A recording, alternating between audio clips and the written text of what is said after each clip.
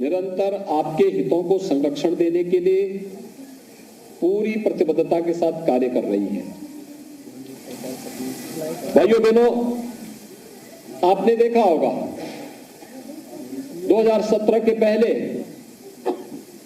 श्रमिक शोषण का शिकार होता था, शासन की किसी भी योजना का लाभ नहीं पाता थी। सरकार निरंतर आपके हितों को संरक्षण देने के लिए पूरी प्रतिबद्धता के साथ कार्य कर रही है। भाइयों बहनों, आपने देखा होगा 2017 के पहले श्रमिक शोषण का शिकार होता था, शासन की किसी भी योजना का लाभ नहीं पाता था, न उसके पास राशन कार्ड होता था, न उसके पास कोई ठिकाना होता था। अगर मकान जैसे तैसे बना भी दिया तो बिजली का कनेक्शन नहीं मिल पाता था। बरसात में कई कई दिनों तक भूखों रहने के लिए मजबूर रहना पड़ता था, क्योंकि इसके बाद रसोई गैस के कनेक्शन नहीं थे। कोई बीमार हो गया तो मान लिया जाता था कि अब तो अंतिम गति तय है, क्योंकि स्वास्थ्य की कोई उचित व्यवस्था नहीं थी। लेकिन एक और प्रधानमंत्री मोदी जी ने जो कहा, सबका साथ और सबके विकास का, आज वो नारा चरितार्थ हुआ है। हर गरीब को मकान देंगे, हर गरीब को शौचालय देंगे, हर गरीब के घर में विद्युत का निःशुल्क कनेक्शन उपलब्ध करवाएंगे, हर गरीब को निःशुल्क रसोई गैस का कनेक्शन उपलब्ध करवाएंगे, हर गरीब को प्रदेश के अंदर, हर गरीब को हम लोग स्वास्थ्य बीमा का कवर उपलब्ध करवाएंगे। और एक और जहां एक कार्यक्रम चले, वहीं साथ ही साथ अनेक प्रकार की योजनाएं, श्रम योगी मानधन योजना हो, जीवन ज्योति बीमा की योजना हो, जीवन सुरक्षा की बीमा योजना हो, या फिर वे सभी योजनाएं जिन योजनाओं से समाज के अंतिम पायदान पर बैठे हुए उन लोगों को, जो वास्तव में नींव के पत्थर हैं, इनके जीवन में परिवर्तन लाया जा सकता है, उस प्रकार की योजनाओं को लाने का कार्य केंद्र और प्रदेश की सरकारें प्रारंभ की। आपने देखा होगा पहले श्रमिकों के बच्चों के लिए पहले पढ़ाई की व्यवस्था नहीं होती थी। वो बेसिक शिक्षा परिषद की स्कूल में भेजते थे, स्कूल में अपने बच्चों को।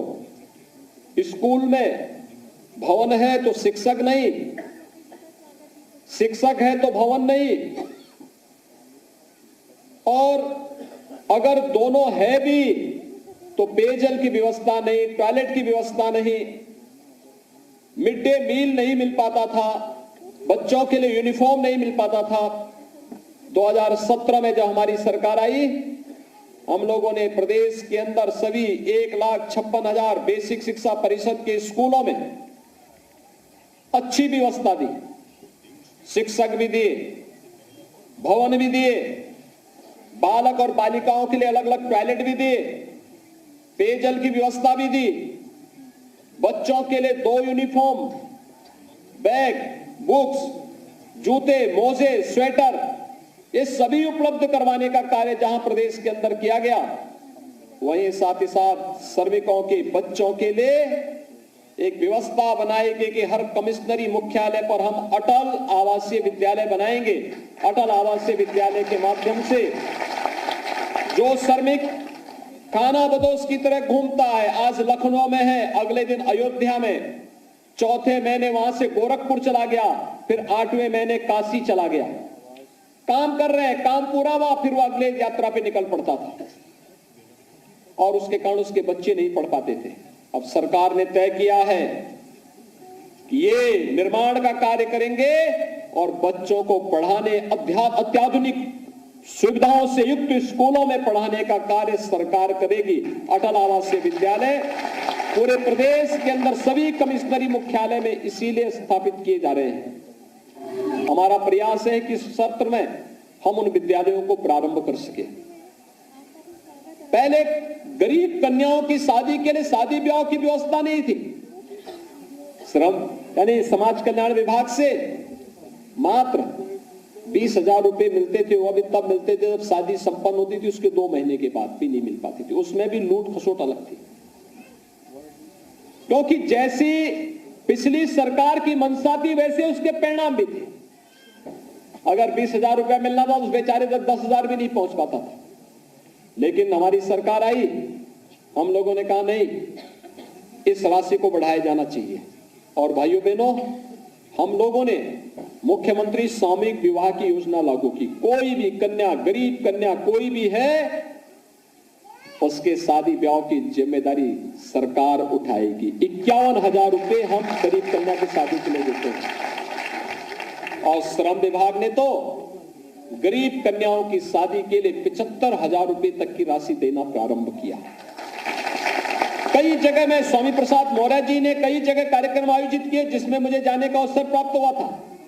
वहां पे मैं देखता था गरीब कन्याओं की शादी में, यानी जिनको कोई पूछता नहीं था पहले, जिनका शोषण होता था, आज उनके यहां आयोजन में, लड़की की शादी में मुख्यमंत्री जा रहे हैं, मंत्रीगण जा रहे हैं, अधिकारीगण जा रहे हैं। उनके बच्चों के लिए अच्छी स्कूल में एडमिशन की व्यवस्था, उच्च शिक्षा की व्यवस्था, इंजीनियरिंग कर रहे हैं तो इंजीनियरिंग में भी सहयोग की व्यवस्था, मेडिकल की पढ़ाई कर रहे हैं तो मेडिकल में भी उनको सहयोग की व्यवस्था, हर एक स्तर पर उन्हें सहयोग की व्यवस्था के साथ जोड़ा जा रहा है। और इन कार्यक्रमों को आगे बढ़ाने के साथ आपने देखा होगा कितने अच्छी योजनाएं सरकार लेके आई। एक जनपद एक उत्पाद के माध्यम से परंपरागत उद्यम को बढ़ावा देने के साथ ही अधिक से अधिक लोगों को प्रदेश में ही रोजगार मिल सके। विश्वकर्मा श्रम सम्मान के माध्यम से प्रदेश के परंपरागत हस्तशिल्पी और कारीगरों को कार्य पे देने, बढ़ई है, नाऊ है, मोची है, राजमिस्त्री है, हलवाई है, इन सभी लोगों को भी कार्य के साथ जोड़ने, उनके स्किल डेवलपमेंट के साथ ही उनका प्रशिक्षण के दौरान मानदेय और फिर उसके बाद टूल किट उपलब्ध कराना, फिर बैंकों के साथ उन्हें जोड़ करके उन्हें समय पे मानदेय उपलब्ध करवाना, ये सभी कार्यक्रम चले। और कोरोना कालखंड के अंदर उत्तर प्रदेश पहला राज्य था जिसने भारतीय मजदूर संघ के साथ मिलकर के एक व्यवस्था बनाई थी कि हर श्रमिक को हम 2 लाख रुपए की सामाजिक सुरक्षा की गारंटी देंगे और 5 लाख रुपए की स्वास्थ्य बीमा का कवर भी देंगे। और भारत सरकार ने भी इसके लिए एक पोर्टल विकसित किया है जिसमें हर श्रमिक को रजिस्टर्ड किया जा रहा है। उत्तर प्रदेश पहला राज्य था जिसने लॉकडाउन प्रारंभ होते ही अपने श्रमिकों के लिए उस समय भरण पोषण भत्ते की घोषणा की थी और फ्री में राशन की व्यवस्था भी की थी। आज प्रदेश के अंदर 15 करोड़ लोगों को फ्री में राशन, आज प्रदेश के अंदर श्रमिकों को भरण पोषण भत्ता, 54 लाख लोग परिवारों को उस समय भरण पोषण भत्ता हम लोगों ने कोरोना के दौरान दिया।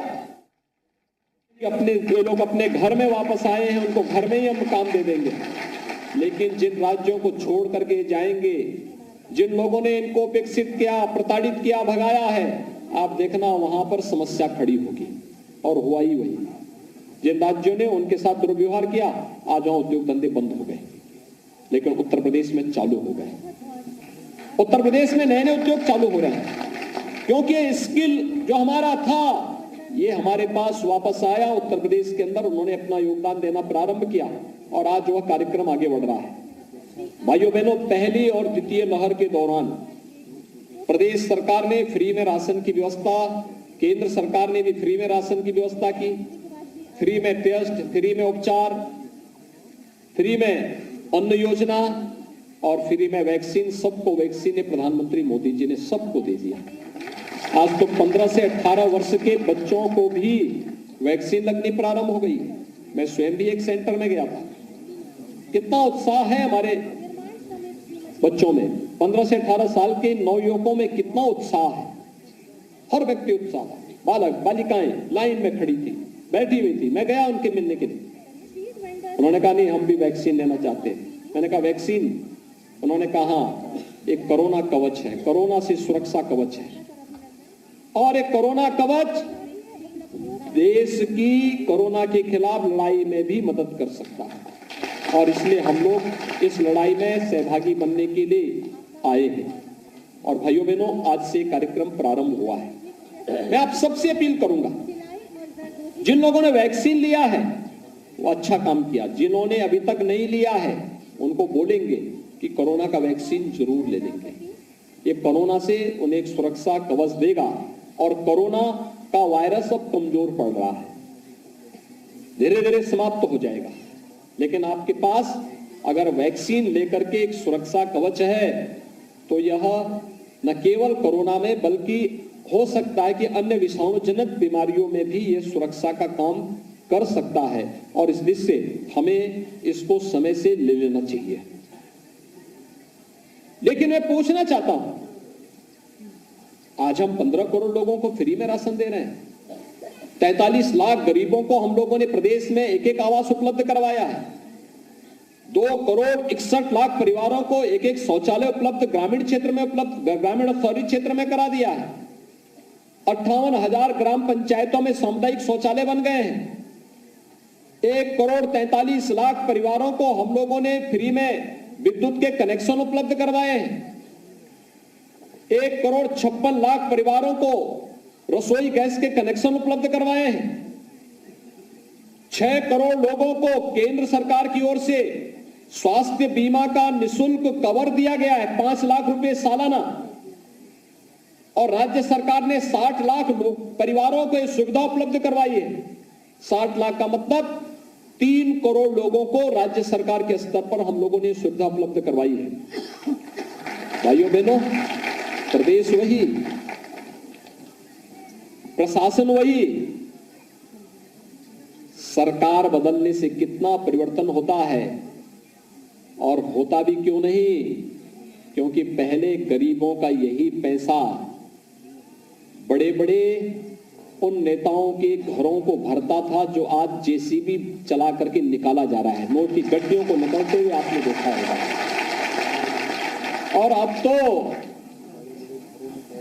जो लोग लूट मचाए थे वे स्वीकार भी कर रहे हैं और कह रहे हैं ये पैसा हमें मौका मिला था तो हमने कर दिया, और कह रहे हैं कि अब चुनाव आयोग हस्तक्षेप करे, ये छापेमारी न ही होगी तो फिर चुनाव के बाद में करना। यानी चीजें दिखाती हैं कि चोर की दाढ़ी में तिनका, ये चीजें दिखाती हैं। गरीबों को लूटते थे, श्रमिकों के अकाउंट पर डकैती डालते थे, विकास के कार्य में बाधक बनते थे, प्रदेश के विकास को आगे नहीं बढ़ने देते थे, और आज प्रदेश विकास के साथ तेजी के साथ आगे भी बढ़ रहा है, लेकिन साथ साथ हर गरीब को, हर गांव को विकास की योजनाओं के साथ जोड़ रहा है।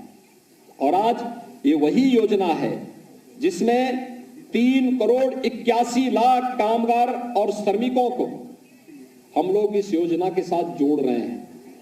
लेकिन चूंकि अभी 1 करोड़ 50 लाख कामगार और श्रमिकों के अकाउंट की वेरीफाई ही कर पाए हैं, इसलिए उनको हम लोगों ने तय किया कि कोरोना की 3rd वेव की जो आशंका व्यक्त की जा रही है, यद्यपि खतरनाक नहीं है लेकिन फिर भी सतर्कता की दृष्टि से कि अगर कोई फ्री में राशन दिया जा रहा है, राशन के साथ दाल भी उनको उपलब्ध करवाया जा रहा है, खाद्य तेल भी उपलब्ध करवा रहे हैं, अंत्योदय परिवारों को 1 किलो चीनी, 1 किलो नमक भी उपलब्ध करवाया जा रहा है, लेकिन फिर भी सतर्कता की दृष्टि से अगर कहीं कोई ऐसी स्थिति आती है, उन स्थितियों में कोई भूखों न मरे, किसी के सामने भूखमरी की स्थिति न पैदा हो, इस दृष्टि से सरकार की जिम्मेदारी बनती थी कि हम इस दिशा में प्रयास करें। और आज इसीलिए सरकार ने तय किया है कि अगले 4 महीने तक हर महीने 500 रुपए भरण पोषण भत्ता इन 3 करोड़ 81 लाख परिवारों को उपलब्ध करवाने का कार्य राज्य सरकार अलग से उपलब्ध करवाएगी,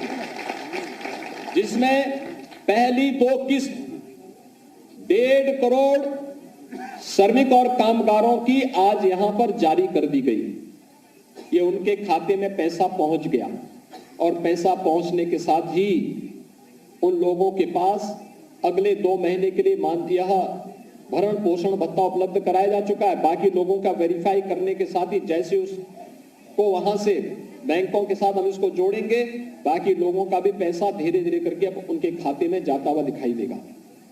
लेकिन भाइयों बहनों, कोरोना के खिलाफ इस लड़ाई को आगे बढ़ाने में आप सब ने योगदान दिया है और सरकार इसीलिए इसमें जो श्रमिक आए हैं, एक तो रजिस्टर्ड श्रमिक है, जो निर्माण श्रमिक है, वो बीओसी बोर्ड के माध्यम से उन्हें एक राशि उपलब्ध करवाई जा रही है। लेकिन साथ साथ असंगठित क्षेत्र के वे तमाम लोग हैं, जिसमें ठेला है, खोमचा है, रेड़ी है, कुली है, पल्लेदार है, नाविक है, मनरेगा मजदूर है, खेतीहर मजदूर है, वे तमाम लोग हैं जो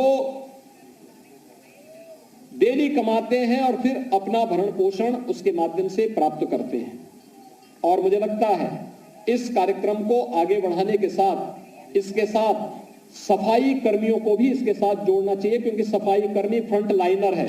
अगर उन्हें कहीं से सुविधा नहीं मिल पा रही है तो उन्हें भी इस सुविधा के साथ जोड़ा जाना चाहिए, क्योंकि उन्होंने कोरोना कालखंड में स्वच्छता अभियान में बेहतरीन उपलब्धि हासिल की है। उनको भी इस अभियान के साथ जोड़ने का कार्य करेंगे। और मैं आज के इस अवसर पर अपने सभी संगठित असंगठित क्षेत्र के श्रमिकों को इस बात के लिए आश्वस्त करता हूं, सरकार उनके हितों के लिए पूरी तरह प्रतिबद्ध है और उन्हें न केवल उनके जीवन और जीविका को बचाने का कार्य करेगी, बल्कि उनके उज्जवल भविष्य को और उनके बच्चों के उज्जवल भविष्य बनाने के लिए भी पूरी प्रतिबद्धता के साथ कार्य करेगी। मैं एक बार फिर से आज के इस अवसर पर आप सभी को ये भरण पोषण भत्ता उपलब्ध होने के लिए हृदय से बधाई देता हूं, अपनी शुभकामनाएं देता हूं और विश्वास व्यक्त करता हूं कि कोरोना की इस लड़ाई में आप सभी मिलकर के अपना योगदान देंगे और कोरोना हारेगा, ये देश जीतेगा। इस विश्वास के साथ हम सब मिलकर के आगे बढ़ेंगे। आप सबके प्रति मेरी शुभकामनाएं। धन्यवाद। जय हिंद।